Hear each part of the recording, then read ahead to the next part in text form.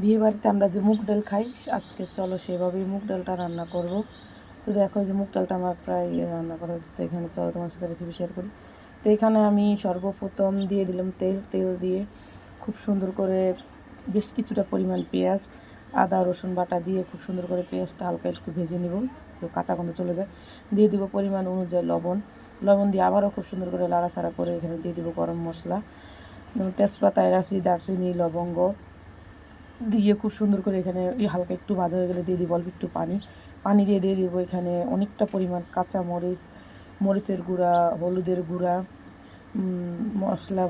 মশলা থেকে দিয়ে দিব এখানে লোক আমি ধনিয়ার গুঁড়া আর কি, ধনিয়ার গুঁড়া দিয়ে দিব। দিয়ে খুব সুন্দর করে আমি মশলাটাকে খুব ভালোভাবে কষিয়ে নেব।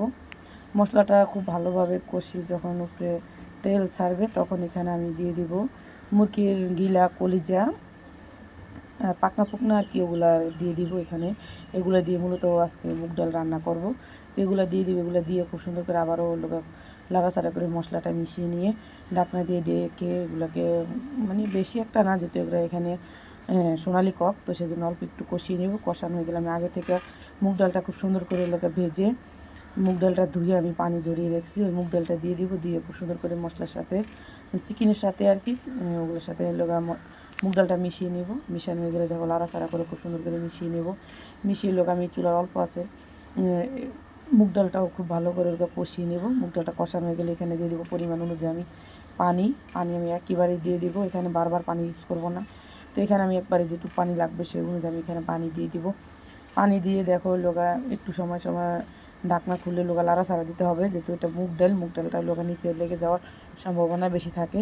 তো সেই জন্য আমি অল্প একটু সময় নিয়ে এটাকে রান্না করে নিব। আর মুগ ডালটা আমি দেখতেছি সিদ্ধ হয়েছে কিনা। তো মুগ ডালটাকে খুব সুন্দর করে আমি সিদ্ধ করে নিব।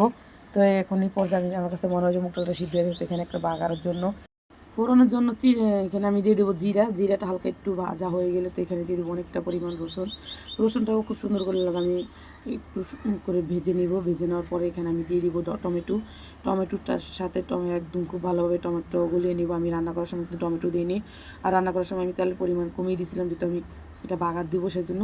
তো এটা যখন খুব সুন্দর করে একদম টমেটোটা গলে যাবে, তো আমি সরাসরি এখানে ডালের ভিতরে দিয়ে দিব। দিয়ে খুব সুন্দর করে লাড়াচাড়া করে এখানে মিশিয়ে নেব। এভাবে অবশ্যই বিয়ে বাড়ির মতো মুগ ডালটা রান্না করে দেখবেন, এত বেশি মজা হয় এভাবে রান্না করে নিলে। তো এখানে নামানোর আগে আমি দিয়ে দেবো বেশ কিছুটা পরিমাণ ধনিয়া পাতা দিয়ে আমি লাড়াচাড়া করে সুন্দর করে নামিয়ে নিলে হয়ে গেল বিয়ে বাড়ি স্টাইলে মুগ ডাল রান্না।